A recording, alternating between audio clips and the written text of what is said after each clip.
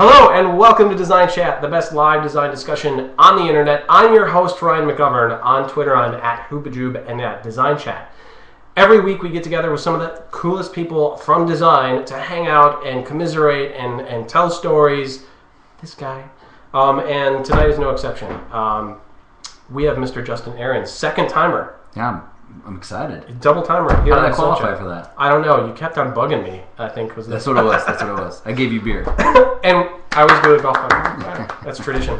And he gave me beer. That's actually why I showed up. I wouldn't have showed up if he didn't. And here's what I'm really excited about yet, because you guys were talking about this all night from the wonderful brewery here in Chicago. Hometown beer, baby. Hometown beer. Goose Island called Sue. It's a Sophie. It's a Belgian style ale. I'm looking forward to that one. We've got a fun hour ahead of us. We do? We do. Oh. It's going to be fun. Whether you like it or not, it's going to be a good time. And so, yeah, I'm a little thrown off because usually I'm looking at the camera and now I got this guy sitting next to me. He's making me nervous. A little bit nervous. Come on, I'll get closer. All right. Don't be nervous. We'll get comfortable. We're excited. Comfortable. Okay, so usually we start. Here's how it's going to go. If you guys haven't been here before, we do a little bit of sort of traditional interview, and then we're going to take questions from you guys. So, number one, you can submit questions in two ways. You click on the little light bulb, and you can either type it in, or if you've got a webcam at home, you can type in a brief summary of what you're going to ask, and then you can get on camera and actually ask your question. And that's amazing because you can be anywhere in the world, like Madrid, friggin' Spain, and you get a little design conference every single week. So please make use of your cameras, get on, and ask a good question. Okay. I'm laughing behind you. That's fine. You can laugh at me, Okay. and I'm totally cool with that. So you've been on the show before. I have. And you've decided to come on again. I'm very excited about that. No, we're actually pumped to be on again. Thanks for having us. Awesome. But just for people who are not familiar with you, give us a brief history of how Rule 29 came to be. Oh, wow. It's a lot of pressure. Rule 29 was founded in 2000. And before that, I'd had a firm out in Arizona for a lot of years, and decided to move from sunny Phoenix to the Chicagoland area. Actually, it's what home is for my wife and I. Mm-hmm. And we wanted to start a firm that hopefully did things a little different. And so Rule 29 is all about making creative matter. We're going into our 11th year, so we can golf clap for that. Yes, 11th year. Thank you. And we do a variety of different types of work, but really some of the things that we're really trending towards that we really enjoy is work that is really driven by story, that serves the community both locally and globally, and that's some of the stuff that we're really excited about. Globally, literally, and we're going to tease right now that later on in the chat we are going to preview a clip from your new documentary. Yep. From Africa, working with a group called Life in Abundance. The last one was called This Is My Home. This is your second documentary. Right. What's the title of this one? It's This Is My Normal. This Is My Normal. Yeah, we're sort of doing a trilogy. We have one planned for the Sudan in 2012. Wow. But this one is about extreme poverty. So. And it's going to premiere in St. Charles next week? What? April 7th. April 7th. So yeah, I told you, I am prepared. Yeah, worldwide premiere. Yeah. And then we're hoping that other people will want to show it, and we'll come to your town and have a screening and talk about it. So. And you guys get a live preview later on in the chat, so definitely hang around for that. So like you were saying, you moved here from Arizona, right. Originally from here, but you have clients. Your clients aren't all from Chicago. They're kind of spread out, yeah? Yeah, we're about 50-50. Yeah. So we have them all over the country. A couple in Africa. In Africa. Yeah, that's a good place to start. So you've also got the blog. We touched on this in the first episode a little bit, how you guys sort of have embraced the new age of social media, right? And you do reach out to the community. Tell us how that's going for you and sort of how it's impacted your business. Well, originally we started blogging because we wanted to just work on writing and talking about things that are really important to us. I mean, I'd sit in my office and I'd hear about what all these guys were talking about, and I'm like, these are really interesting, cool things, I thought. Mm-hmm. So originally we started blogging things that we thought were interesting, and it's grown and grown and grown to the point where a lot of us, not all of us, are really into the whole social media thing and networking and creating community, and we've been able to connect with people. I mean, this is pretty obvious to all those who are out there, but we're able to connect with a lot of different clients and influencers and people that we've been able to work with, and it's really changed our whole business. I think that's one of the biggest things that got us through the recession is some of the social media, movies, documentaries, all the different things that we were ready to try and really, just sort of risk our time doing, because A, they were fun, and B, they were just new and exciting, and it's turned into a profitable business for us. How would you sort of compare and contrast the sort of social media age we're living into now, where you told me earlier in your career you've spent some time on sort of AIGA and STA and giving your time to those types of groups, and the difference between reaching out back then and reaching out now. Well, I think initial relationships are much easier because it's more accessible, right? If you want to meet AIJ local chapter heads or presidents, whatever else, usually on Twitter or Facebook, whatever else, and you connect with them there. And I think that's great. So when you go to an event, instead of just going there and not knowing anyone, now hopefully you know a couple people. And I think that's the greatest part of it. But I still think the relationship side, where really great community and things are developed, are when you do them in person. So I think social media has helped you get a little farther down that relationship road, for lack of better terms. And so that's what I like about it. And it's also revealed to people a bunch of different things that are going on that they can be a part of. Right. So there's a lot of energy in youth and young designers. You guys have had a pretty successful internship run in your 11 years that you've existed as a company. I think you were telling me you've had 18 different interns. Number 18 now. Yeah. Tell us a little bit about that program, your motivations for doing it, and what it brings to the company. Well, to make a long story short, when I was doing my job search in Arizona, I'd gone and interviewed with all these different firms I wanted to work for, and they all kind of nodded their head and said, yeah, your book's okay, whatever. And on the very last interview, this guy looked at my book and said, this is the worst book I've ever seen. This is awful. And so I was devastated, but at the same time as I was walking out to my car, I was like, this is great. Someone actually was honest with me about, my work. And I thought two things. If I'm ever in a position to, give back to, young designers, I want to do it. And second, hopefully give them constructive criticism, not just like, hey, your book sucks. So as soon as we started Rule 29, within a few months, we had our first internship program, and we've had it rolling ever since. And it's really a vital part of our community, and I think most of the designers that work here have been interns at one time or another. I think that's right, yeah. At least half of our employees are past interns. Awesome. And speaking of employees, we've got a couple sitting here. We are going to turn the camera on them a little bit, but I wanted to tease that a little bit. We've got actual workers, people who get their hands dirty. Do you get your hands dirty? I bet you get your hands dirty. I bet that's my next question. Well, I'm not that kind. No, I'm not going there.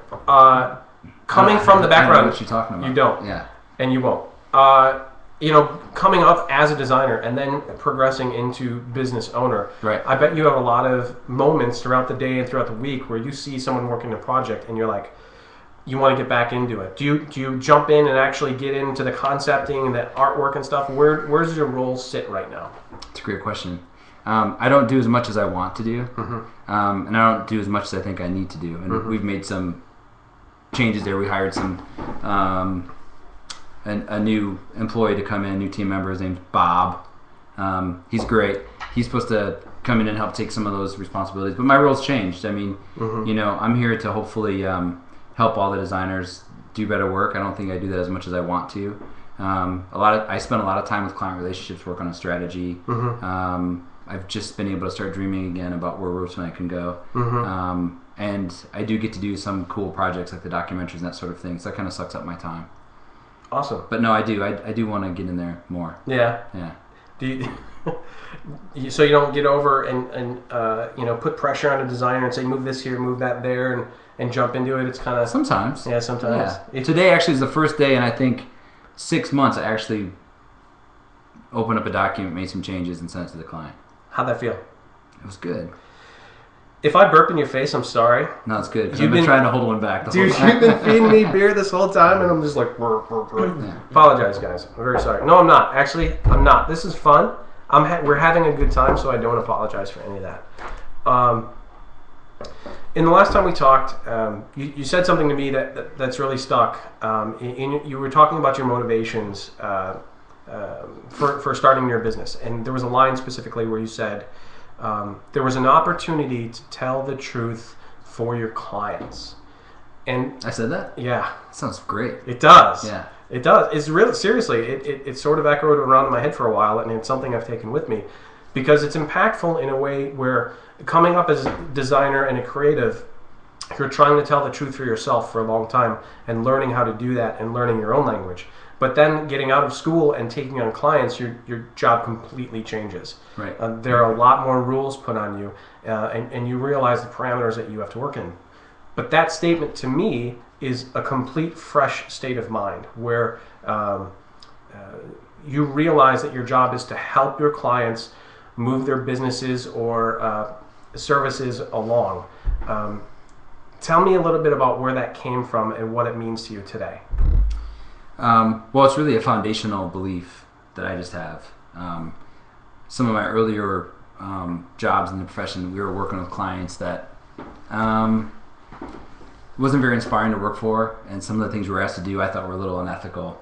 And I just really believe that the brands or the companies that we really enjoy as consumers, but even the ones we love to work with, I think for the most on the design side, are companies that we really believe in, and they really are truthful about the product. Because I think truth builds trust, and trust sells services, creative, whatever. It builds a relationship. Because in the long term, those are the kind of companies that I think last the longest. Right.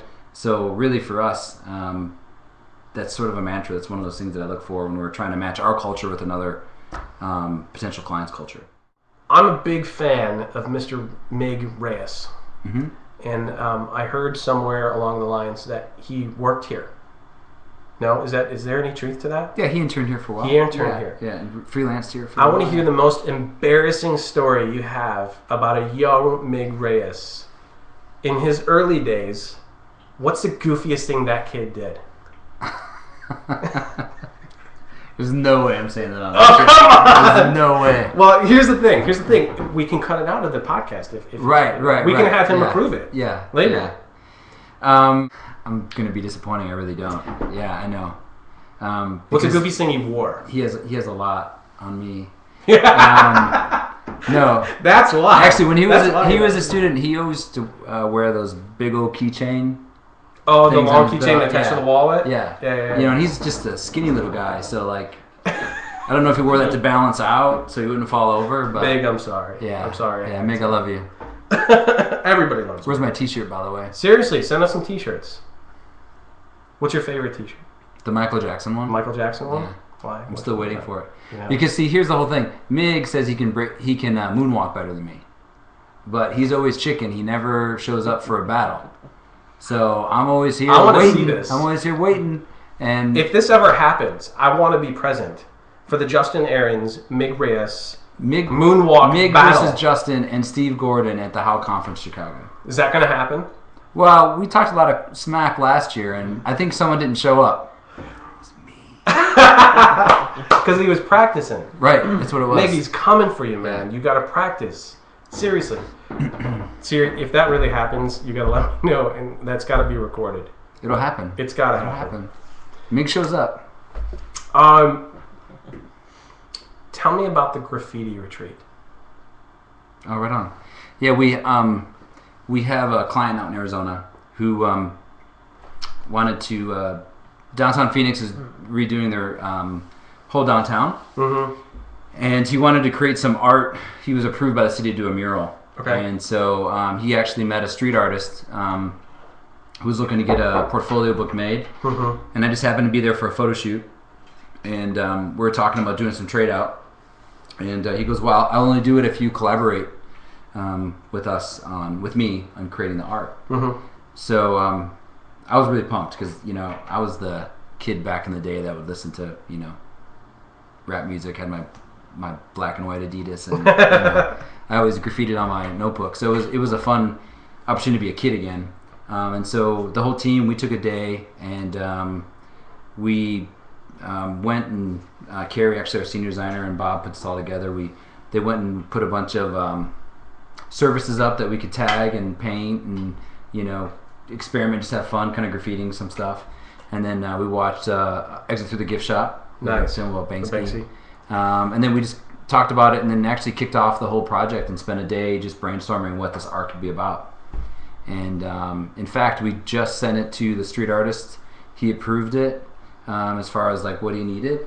And I think in April he's going to do it, and we're going to film it. So check out our blog, and near the end of April we should have a video of the collaboration and the work that we did with him. Awesome. It's pretty sweet. Well, it will be pretty sweet, I hope. Yeah, looking forward to that. That's just amazing. See, I kind of like blanked for a second because my mind is sort of blown. There are so many people out there that we talk to in the creative world that they're not happy with what they're doing.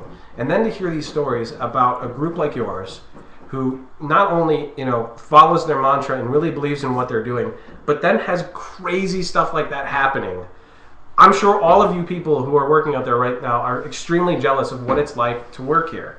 You know, where I mean, you're selling it good. That's great. I'm not kidding. I'm not kidding. I mean, it's like design Nirvana here. Yeah, I know. Yeah. No, because I've had those jobs. You know, I've definitely have spent time at jobs where, you know, either you don't like your clients or the environment isn't very embracing of the creative mindset. Tell me, I mean, like, where does, I don't even know where to go with that. That's awesome. Oh, thanks. I'm just a fan. No, I think, you know, I don't know if I told you I'm writing a book. No. Yeah. Well, you said the book cover, but I didn't know the history behind it. Oh, yeah. But what's been great about that experience is, I mean, I haven't been doing this that long, but just thinking about, you know, when you look back on your career and think about all the things you've done, you know, it's pretty amazing to look at the path that's gotten you from A to Z, right? Or A to M, or wherever you are in your career. And I think that one of the things I remembered early on before I came back and before I started Roll 29 is I just want to do something different. You know, I wanted to have fun. We spend most of our time at work, so why not, you know, have a great time doing it? So, you know, we don't specialize for a reason. We want to try a lot of different things, and maybe that's a poor business model, but so far it's worked out for us. But to be able to do, you know, go to Africa or do this, you know, street art project or a bunch of other little things we have going on, we're you know, we've tinkered around with apps and documentaries and movies, and I think in general, as, you know, sort of creative creatures, we need that and we like that. And I love getting up to go to work every day still, and I think that's really, to me, one of the most important parts. I mean, even last year, which was, you know, a pretty tough year, I think for everybody. Yeah. And there were some hard days, of course, but we got up and we got to do some really fun stuff. So I remember we were in Sundance a few weeks ago, and just walking through the city, and we saw Banksy, you know, and I actually knew what it was, right? So I took a picture of it, and just thinking about that whole full circle, like 2 years ago, I had no idea what it was. And then you tagged on top of it. Of course, yeah. I had a Sharpie, and but no, I didn't know what it, you know, 2 years ago, I had no idea who he was. So that's what I love about what we do as creatives. We get exposed to a lot of different things. Now, you said there's an opportunity. You might show the cover of that book.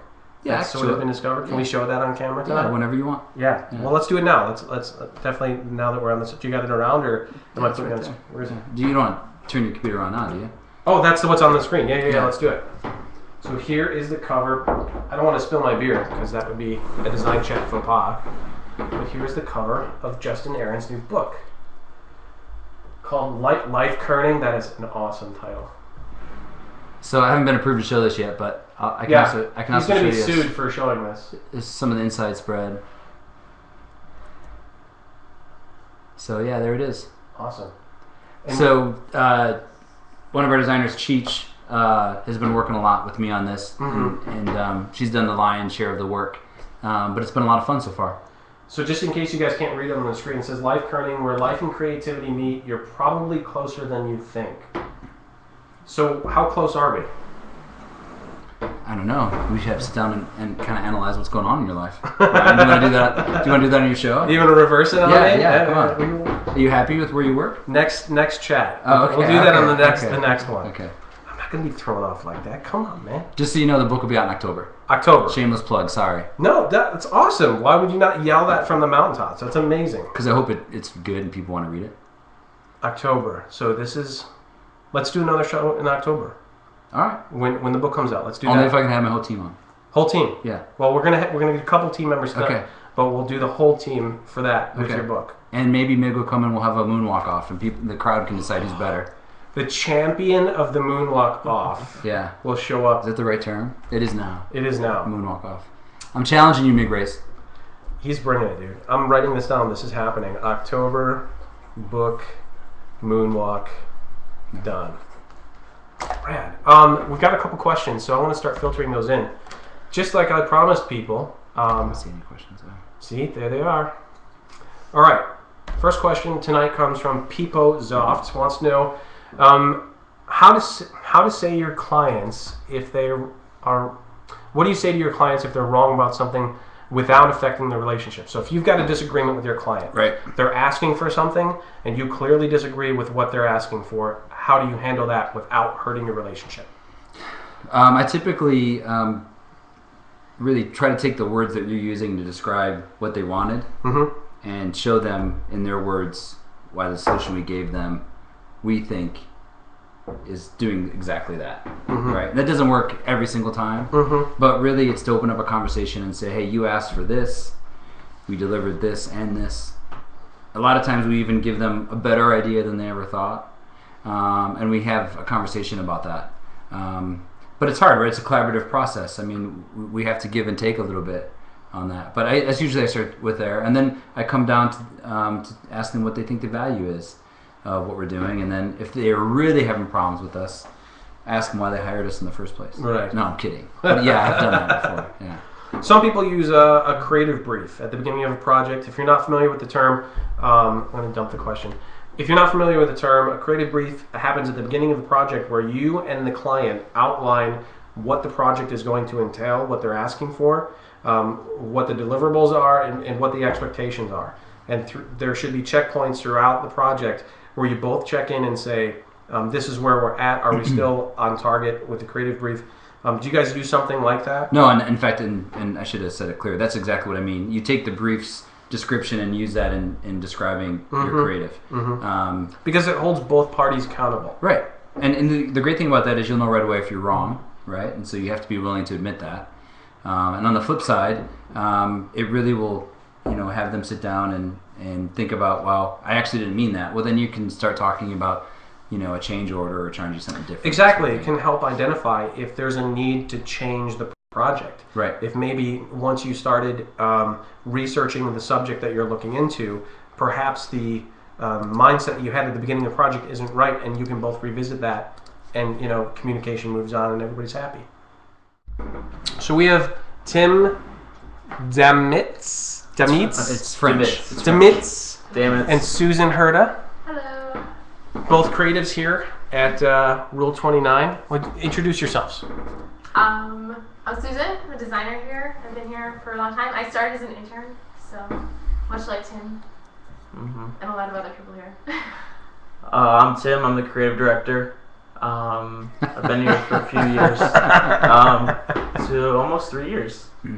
Intern for 9 months before that. So, what kind of work do you guys do mostly? Print, web, interactive, iPhone games? It's really balanced. Right now I'm working on a web app interface, so that's kind of cool. I've been doing a lot of web recently, some video, motion graphics. It's a pretty solid balance. Hey, I have a question for you as a creative director. Do you interact a lot with your team? We try to. I mean, collaboratively. We all work in one big office. So Carrie, the senior designer, her and I actually sit back to back, and not literally, but close. And we work together. We're constantly bouncing ideas off of one another. It's a really solid group of designers. She's always at my desk. What are your backgrounds? What did you always know you're going to be involved in creative endeavors, or did you start somewhere else? I always knew. I mean, my grandfather, who started it, he was a commercial artist back in the day. And then my dad, he was also in the business as an illustrator and a retoucher. So I kind of knew that was always in my blood, and I wanted to do something in this field. Unfortunately, my schooling didn't really have a lot of classes in that, so I tried to take as many classes as I could to direct myself toward this career path. But I had no idea. I've always been an artist by definition. When I was little, I wanted to be a cartoonist. Give me that. Then I went through wanting to be an engineer to wanting to be an architect, astronaut. I was going to go into automotive design, actually. I was ready to go to school for that. Probably a good thing I didn't. And then finally I realized... Why is it a good thing? Considering the state of the automotive economy, it's probably not the best thing to be part of right now. Probably tough to survive right there. Yeah, it's pretty cutthroat. So I finally kind of settled on graphic design because it's something I felt like I could excel in, but also still not live in my car. Right. So. Right. Speaking of wanting to be an astronaut, Tim, you recently had an experience where you got to. It was Was it winning a contest? How? So NASA has been doing tweet ups. Yes. With they've been doing it for the last 3 shuttle launches, and a few other. They've had them at their Goddard Space Center and the Ames Research Lab. They're also doing another one They're doing another one soon. They essentially kind of call out to their followers on Twitter to say, if you want to get together with other space geeks, sign up. We'll pick 150 of you, and we had to provide our own way down, but we got. So you were at this last space launch, the closest possible that you could have been to the space shuttle when it took off. How close were you? We were about 3 miles, which is as close as you can be. They have. It's kind of crazy. Once you get about an hour from the launch, there's helicopters flying over you. There's jets flying over you because they're checking the range to make sure no one is any closer. It's an incredible experience. Are you out in a field? Or are you behind a big pane of glass? We're out in a big field in front of... the Kennedy Space Center is actually in the center of a wildlife reserve. So we're in front of it's a lagoon, essentially, right next to the causeway. We're about a quarter mile to the east of or the south of the Vehicle Assembly Building, which is where they put the shuttle together. It's the same building they put the Saturn V's together back in the 60s. So we're out in the middle of a field. There's alligators in front of us. That sounds dangerous. That sounds really dangerous. There's a couple that were kind of... explosive materials and alligators. I mean, you're living on the edge there. That's what I try to do. But there were snipers, just in case. There was also a sniper. What? When the astronauts go to the pad, they actually pass right by us. So they're in they call it the Astro Van, ironically enough. And they stopped to let the flight director out to go to mission control. So we all got to line up along the road, and there's actually a helicopter that follows the astronauts to the pad. That's insane. So that if anyone gets in the way, or if anyone tries to jump the rope and harm them, they take you out right away. Take you out on the spot. And the helicopter's only about maybe 200 feet up in the air. Did you test the line at all? Did you put your foot over the line? I kind of pushed the rope forward a little bit, and then I saw him pick up the gun, and I kind of backed off. I didn't want to. So, but throughout the whole experience, the idea is you're tweeting out the things that you see and you're experiencing. Right. What was the most impactful moment that you had while you were there? It's funny because you would think that it would be the launch itself, but the launch has actually been delayed 4 months. The original tweet up was in the end of October. Okay. And it's really the people. I stayed in a house with 8 other tweet up attendees that I did not know before I got to Florida. We went out to dinner, we drank, we partied. I mean, it was an things happened. Yeah. But it was an incredible experience because you realize that these people that you don't share anything with, other than this fascination with space exploration, and they're getting there, and it's just an incredible experience because you realize that there are common bonds, regardless of your backgrounds. And the launch was pretty awesome. So having the creative background then, how did you relate to the experience, and what can you draw sort of professionally from what you do in your day-to-day from that experience? For me, really, experiencing the launch itself, we actually, I cannot remember the guy's name, but he's a TED speaker. He was there with one of the astronauts, and he was really talking about the why. And that's something that we've really been exploring as creatives. Senator Pellick. Yes. Yeah. Say it again? think his name is Simon Palick or Salek. Salek, yeah. It's one of the like best TED Talks I've ever seen. He was down there with Leland Melvin, who's actually the associate director of education for NASA. He's an astronaut. Okay. They've been partnering with So anyway, so they talk about the why. Why do we strap ourselves to rockets? Absolutely. Why are we going to space? Right. So anybody can tweet, wow, this is such a great experience. It's Right. so cool. The sound almost knocked me off my feet, which it did. And You fell over? Literally, you fell no, to the but ground? like my camera started shaking. Like it was a incredible sound. Wow. But beyond that, but like, why do we explore space? Why do we reach for beyonds the Earth? And to me, that kind of that transcends into what we do as creatives. Why do we create things? Why do we try to make the world a better Are we place? still on? Whether it's through working with organizations like LAA, helping a company promote their products, Right. things like that, telling the story of why this exists and why we do what we do. That was probably the biggest career connection for me. Awesome. Very motivational. Thank you guys for coming on. And so next time we see the whole group, Mr. Creative Director, we will see the whole team, right? I hope On so, Route 29. if you come back. Yeah, I got to get a bigger camera though. We need a Yeah. wider Yeah. angle. Well, we can take turns. Yeah, okay. Yeah. Sounds good. All right. Gary Holmes, veteran design center, wants to ask, Justin, in 11 years and with over 330 clients, you have over 330 clients? Is that real? I guess. Can you confirm that? Confirm or deny? Glad Count. to. Can you? Probably. It's probably pretty all close, yeah. Is there one project that has special meaning to you? Wow. Well, besides, we know there's special meaning, in the projects that you guys take on yeah. yourself, but in your client projects, maybe. Well, I know for me in 2003, Rule 29 hit a pretty big road bump, and I almost decided to hang it up, and I started just doing some work that was really important to me, and found some collaborators to create some pieces that I thought were exciting, and in 2004 I kind of put those together and sent them out to try to get new clients and reinvigorate Rule 29, and those ended up being, thank you, Mr. Creative Director.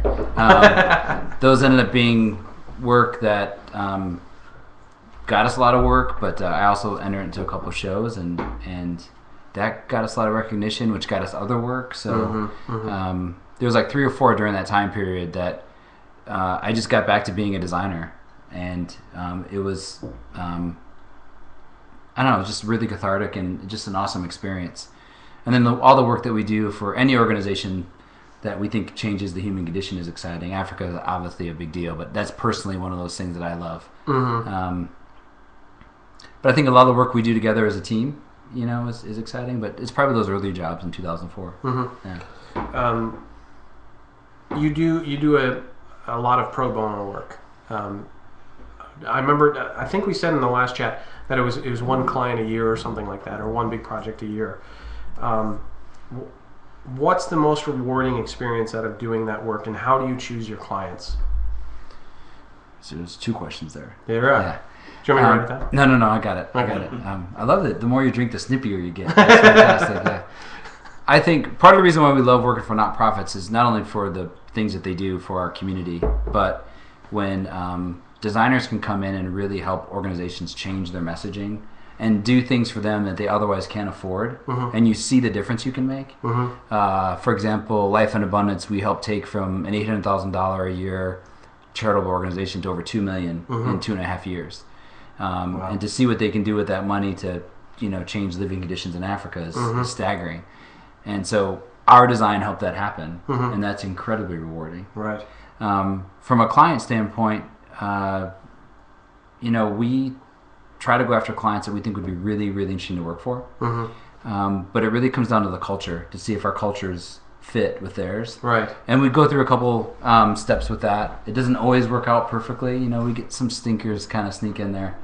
And sometimes it's hard to figure out a way to gracefully bow out of that relationship. But again, you can enjoy your work if you're not working with clients that you respect or respect you. So we work really hard in doing that. And sometimes it's trial and error. But a lot of times we go through a process to, sort of pre-qualify them as well as they're pre-qualifying us. What are those steps? What are the steps? What are the things you think about when you're starting a relationship with a client to make sure that your cultures match and that it will be a successful relationship? Well, first, I love a conversation where we're talking to a prospective client and they've looked at our site, you know, and they see some of the things that we're about and they're really excited about it. That's kind of an easy entryway, right? Starts on the right foot. Yeah, they already yeah. like you. They like the things you're capable of. For other experiences, we're getting a referral or even cold calling at times. I don't do that a lot anymore, but it does happen still. It's just talking to them and seeing what their philosophy is of collaborating with creative firms, you know, and you can tell really quick in the rhetoric if we're a vendor, right? And if they don't feel that we can add any value, they don't see how good strategic creative can help them stand out, then we tend to really walk away from that project or that client. If they're setting you up to just be executional, do what we tell you to do. Design more as a commodity or as a production house. Right. We really aren't interested in that. Okay. And it's hard to do, especially the last 2 years when work's hard to come by sometimes. Right. I can totally understand how you're weighing. Am I going to compromise on this? I'm going to be incorporated into a bad relationship. And get the job, or am I going to keep on doing the things that I think are right for my company? And that's how perfect an example is given on the cover of your book. It kind of looks like the what do you call that? The balance. The balance. Yeah. That thing. Yeah. That thing. Yeah. Well, and it's really the inspiration for that is if you're getting up every day working for clients that just drive you bananas, then you should do something about it. We have our first video question from the great Dan Shapiro. Hello, Dan. Oh, you know what? I don't have my volume up. I just realized there might be an echo. Hey, Dan, there might be an echo when you ask your question. So as soon as we're done, because I'm not wearing headphones tonight, as soon as you're done, I'm going to cut your video feed, okay? Just to warn you. Okay. All right, go ahead. Okay. What do you guys look for when hiring an intern? Thanks, Dan. I'm going to cut your video. Bye. It's a great question. We first and foremost look for passion, and I know it may seem a little trite, but there's a lot of times we'll have 4 or 5 intern interviews come in, and we more times than not do not hire the best portfolio. For a couple reasons. One, we want to hire the people that we think we can help the most and need the most help. But secondly, we like to hire people that are really, really excited and passionate about this field they're getting into. A lot of times we have designers that come in and they lay out their portfolio and they're like, why wouldn't you hire us? Right. I had one young designer come in one time. His name's Tim DeMitz. And he said he was the creative director right off the bat, and so I hired him. No, you actually didn't hire me. That's right. I didn't. I passed him, and then forget it. No, we really are looking for. We want people who are excited about what we do. And for us, we're a small company, so you're 1/7, 1/8 of the culture here. So we want to make sure we hire someone that is gonna, bring some energy and be a part of the culture here. Another question from the audience. Mitch Smith wants to know, with no client projects, how do you fill your creative time? How do you begin self projects? With no client projects. So let's say all your work is finished. You've got nothing going on. What's the first thing that you guys turn your attention to? We have in the background they're going, that'll never happen. It'll never no and in some ways they're right. We have so many self-promotional projects that we think about. Part of my philosophy is, even like social media is a perfect example. I don't think we can tell clients how to do something or recommend or consult them on how to do something unless we're doing it. Right. So we're always looking at opportunities to either help some of our partners to self-promote themselves and vice versa. So we probably have 15, 20 self-promotional projects we want to do right now, not to mention all of the things we do for our partners. So, actually Mig gives a great talk about this. He always talks about doing personal projects. And I think when we started at Rule 29, we couldn't really and we can't pick all of our clients, right? I mean, but especially when you start out, you take as much work as you can get. It's not always the clients you want, and so sometimes you have to do personal projects to stay creative, inspired, and that sort of thing. So we still do that. So do personal projects. So we're going to give a hat and a coloring set away to the person with the best question from tonight. Who's going to vote on the best question? I think you two have to agree. Yeah, okay. You guys have to agree on the best question. Okay. So guys, I'm not watching the chat room right now, but here, let me shut that off. I hope you guys are hearing us. I hope you guys are paying attention. Kendall, I saw yours. I'm getting to it. The best question tonight is getting a package of a Design Monkey hat and coloring set, which we will announce at the end of the show after Justin's question to you guys and his example of the moonwalk. Which no. It's happening. It's got to wait till MIG. It's a challenge. I want to see a practice, though. We got to know what we're getting into. What are you talking about? No, it's part of the surprise. Yeah, come on. And we don't get a preview. Maybe it's not the moonwalk. Show us a little. We'll put on. I can do a wave right here. I mean, that's fantastic. Yeah. Well, how about this? We'll have you doing the dance entertainment while they decide on the best question. Well, that's fine. All right, cool. But can you do the wave? Can I do the wave? Yeah. Like on the floor thing? No. This I thing. suck. I can't. Ooh, whoa, hold on. It's the wrong arms. Other way. Zing. All right, there we go. That's all. Pitch day to your client, like game day for you. Are there things that you do specifically to get prepared for that? There's one thing. Do you listen to like I Am a Tiger kind of music? Nope. No. There's one thing. One thing. I have lucky shoes. Get out. I do. Seriously. Yeah. I mean, that's straight out of the sports world. Look at these things right here. Are these them? These are one of my shoes. These are Rule 29 shoes. You got the color set up perfectly. Check those bad boys out. It says R29 on the side. That's right. I'm putting that on screen. Look at that. R29. I don't know if you'll be able to see it. It does say it there, I swear. We'll take a picture of it. Oh, get the angle. Look at that. You can see it right there.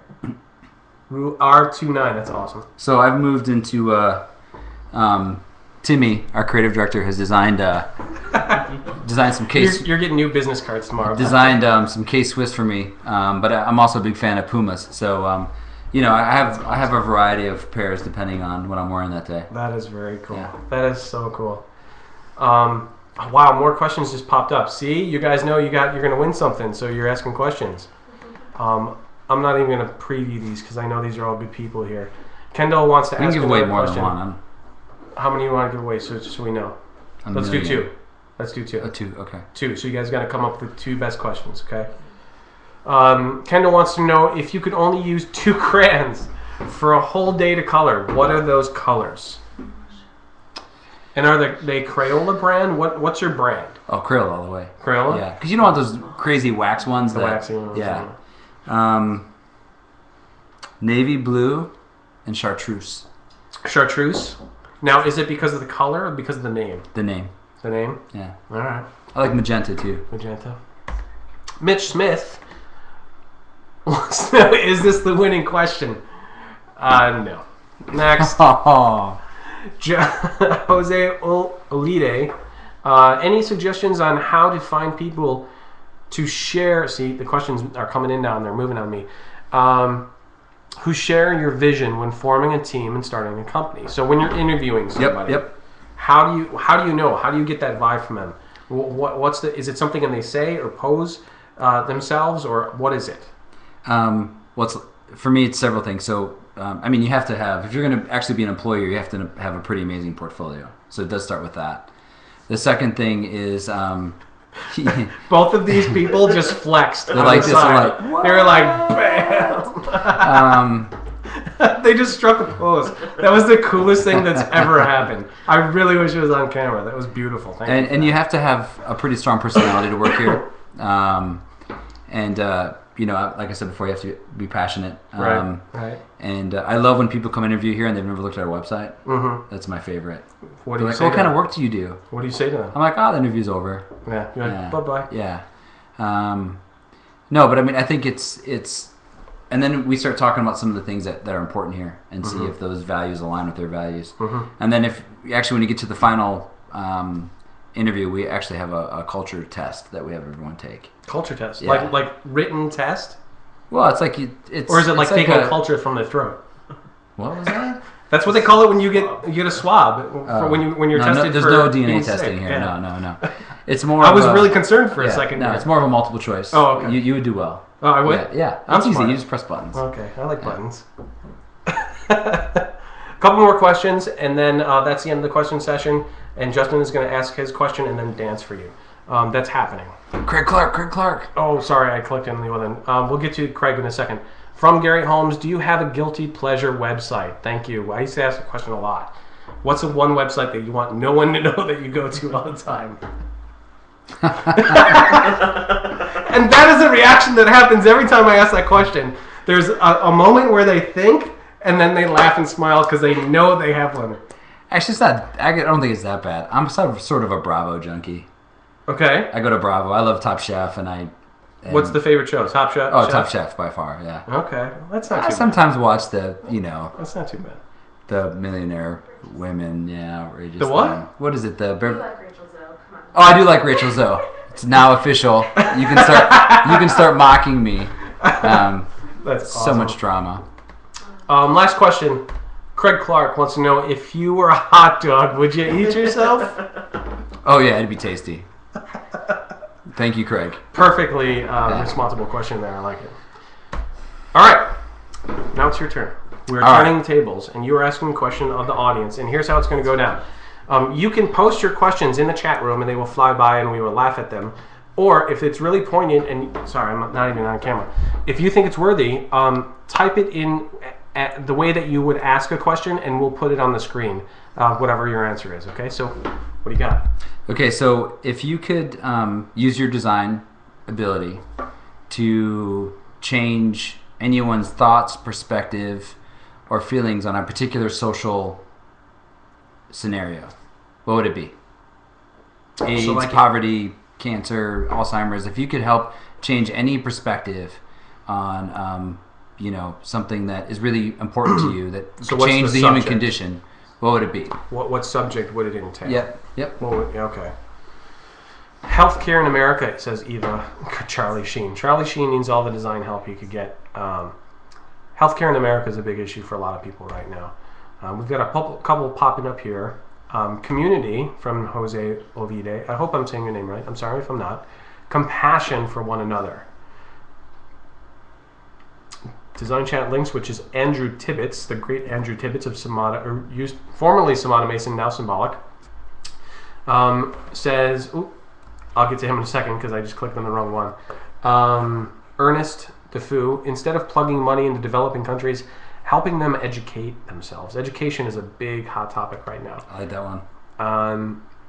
Andrews was, overpopulation is the root of all problems. Interesting. Okay. Mitch Smith says, the industrial food system. Oh, yeah, we need to do that too. We'll do that before. The water crisis in Tehran. I always say that wrong. Tehran. I'm not watching the chat room. I'm sorry if I've missed yours. Family values. Good point. Education system. Industrial food system. Collective bargaining. Is he from Wisconsin? No, that was Mike Lasconis. Actually, graduated with us from NIU. Sorry if we've missed yours in the chat room. All right, the next thing we're going to do here, start thinking about your favorite two questions, guys. Let's do that preview of the new film. Okay. All right. So, guys, this is a world premiere here.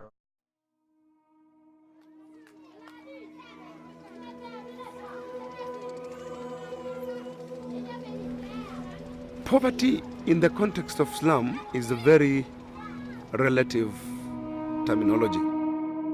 Oftentimes, the conditions that lead to poverty, the state of mind that precipitates poverty, is not addressed.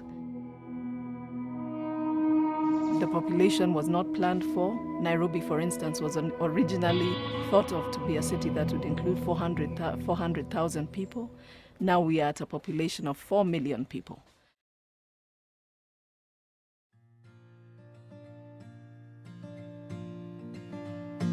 It always starts like this. A think generally we have a huge gap between the rich and the poor. Haidili na maskini. Sasa sisi maskini tunaandikwa, tunapelekwa kulinda matajiri. When heaven meets the earth, we will have no use for numbers to measure who we are and what we're worth. Sisi inabidi tuendelee juu niko na bibi, niko na watoto, kuna watu wananiangalia.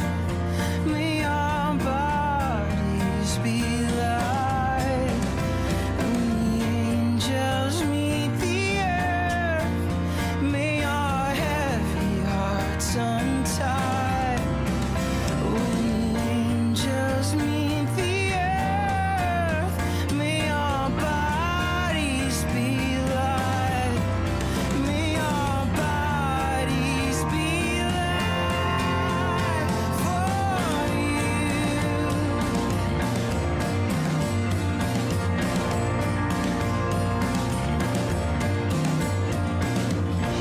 This is my conviction. We must keep doing something about the poor.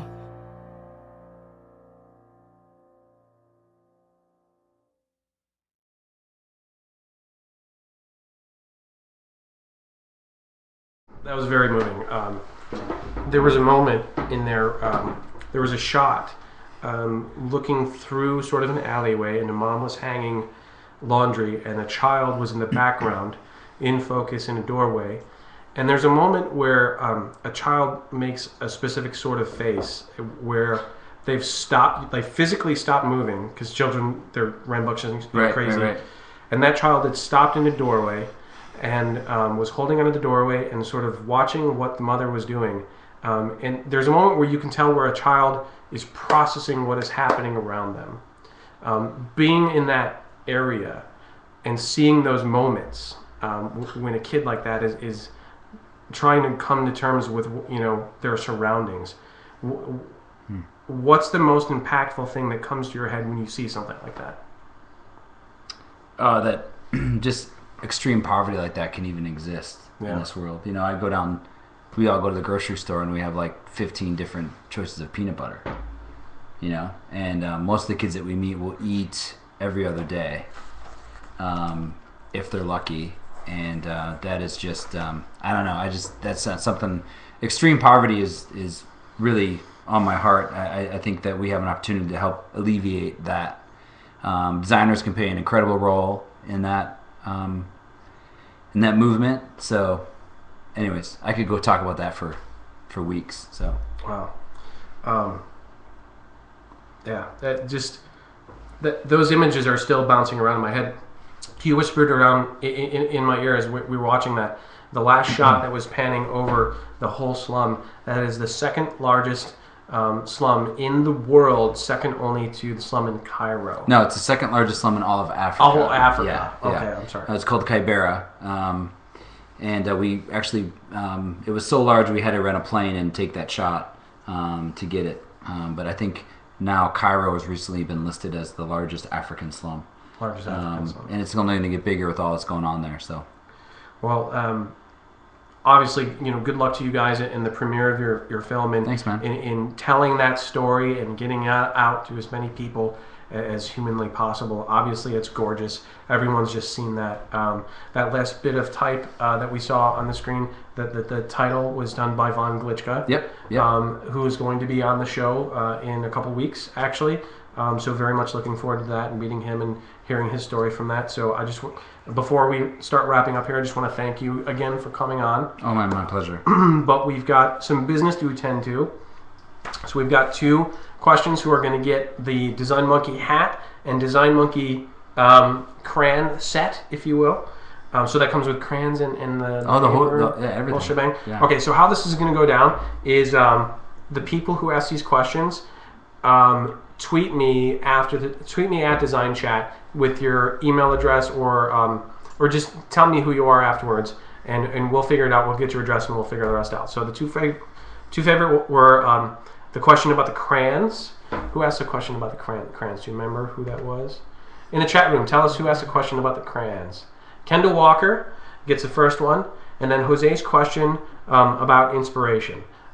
So Jose, definitely hope you're still in there. Kendall, awesome. Congratulations, Kendall.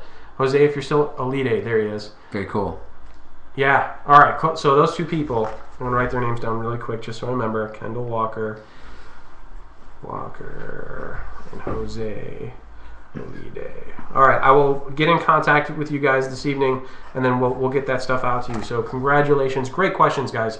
Really, I mean, great chat and great beer. Cheers. Wow, cheers. Yeah. Thanks for watching.